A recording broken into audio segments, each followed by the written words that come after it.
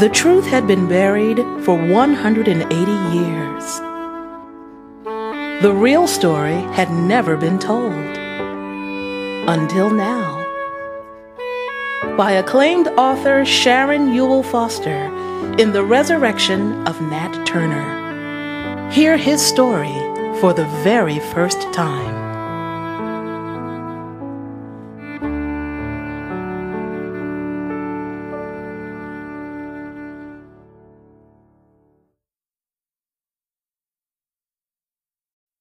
Hello, everyone. My name is Regina Gail Malloy, and we are in the studio live with my friend and acclaimed author, Sharon Ewell Foster. Hi, Sharon. How are you? I am very well and excited to be here with you today. It's good to see you. It's been a long time. Good to see you as well. Well, I'm very excited because you've written 7 books already. Well known, you've been on Essence bestsellers list, and you've just done so many great things.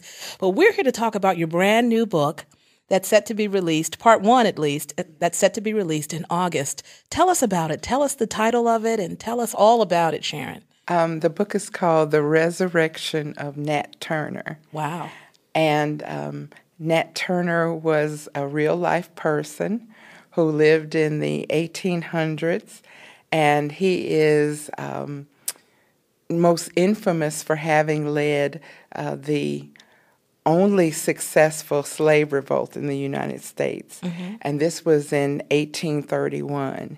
And so this book will be released as we commemorate the 180th anniversary of Nat Turner's uprising.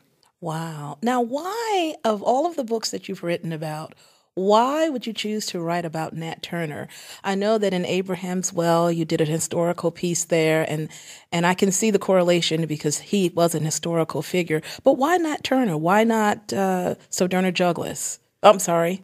Sojourner Truth Sojourner or Frederick Douglass. I was thinking about the school. Well, that's okay because both of those names, both of those figures actually come up in the book. You know, when I've looked back through my journal, I've looked back through my notes, I've tried to pinpoint the moment when I said, I'm going to write about Nat Turner.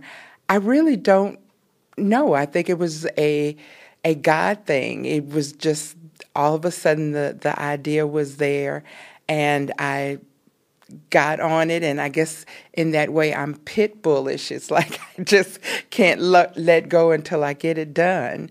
And just became fascinated by him. I felt like I was supposed to write about him. But what really drew me in, what really made this a 5-year journey for me, was once I went to the town where the event actually happened in 1831 and began to go through the trial records, I realized that much of what we have been told or taught about Nat Turner wasn't true. And I started on this quest about finding out who the real Nat Turner was. And so I've been on that journey trying to find him and then trying to write a story that was truer. And that seemed odd to me, to be writing fiction. But sometimes fiction, it turns out, is truer than what's supposed to have been truth that we were told. Wow. Now, Sharon, enlighten us. You say that when you went to Southampton County, Virginia, right? Yes. Mm-hmm. To look at the actual trial records that they have on file, what you found is different than what we've heard about in history. Give us a little bit of information there. What have we heard, and what did you find to be the truth? Well, right now, what's considered the primary historical source document is a document called The Confessions of Nat Turner, as told to an attorney, Thomas Gray, who asserts that he was Nat Turner's defense attorney.